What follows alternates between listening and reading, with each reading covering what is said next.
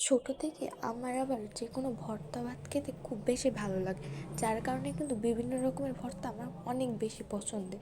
যার কারণে মাকে আজকে বলাই সে আজকে বানাবে সিম ভর্তা, তাও আবার শুটকি চিংড়ি মাছ দিয়ে।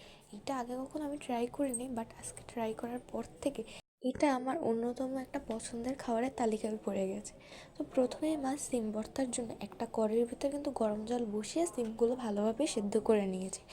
তারপর অন্য একটা কড়াইয়ের ভিতর কিন্তু মা সরিষার তেল গরম করতে বসিয়ে দিয়েছিল।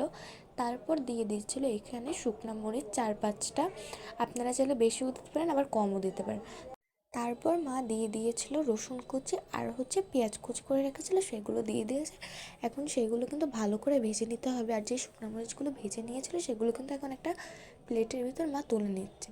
বিশ্বাস করেন, এইভাবে যদি একবার ভর্তাটা করে থাকেন দেখবেন কি এই ভর্তাটা একেবারে আপনার একটা পছন্দের খাবার হয়ে যাবে।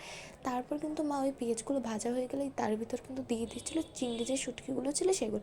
সেগুলো কিন্তু আগে মা জল দিয়ে ভালোভাবে ধুয়ে নিয়েছে। তারপর ভাজার মধ্যে সামান্য একটু পরিমাণে লবণ দিয়েছিল। লবণটা দিয়ে এখন একটু ভালোভাবে কিন্তু মা ভেজে নেবে। এটা কিন্তু একটু ভালোভাবেই ভাজতে হবে, তা নাহলে কিন্তু একদমই ভালো লাগবে না। এইখানে নিয়ে নিয়েছি কিন্তু ওই সিদ্ধ করার সিমগুলো, আর সাথে এই যে পেঁয়াজ আর চিংড়ি মাছ শুটকিগুলো আর শুকনো মরিচ ভেজে রেখেছিলো সেগুলো।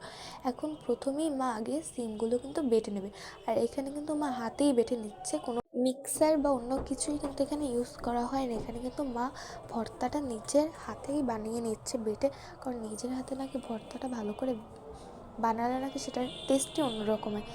যাই হোক, এখানে কিন্তু মা আগে সিমটা বেটে নিয়েছে, তারপর যে পেঁয়াজ শুকনো মরিচ আর চিংড়ি শুটকি ভেজে রেখেছিলো সেগুলোও কিন্তু ভালো করে মা বেটে নিচ্ছে।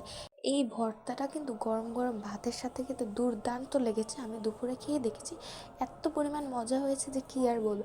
এইরকম ভর্তা থাকলে দুপুরে কিন্তু আর কিছুই লাগে না। আমার কাছে এরকম ভর্তা ভাত খেতে খুব বেশিই ভালো লাগে, আর যার কারণে কিন্তু আমি মাঝে মধ্যে এরকম ভর্তা খেয়ে থাকি।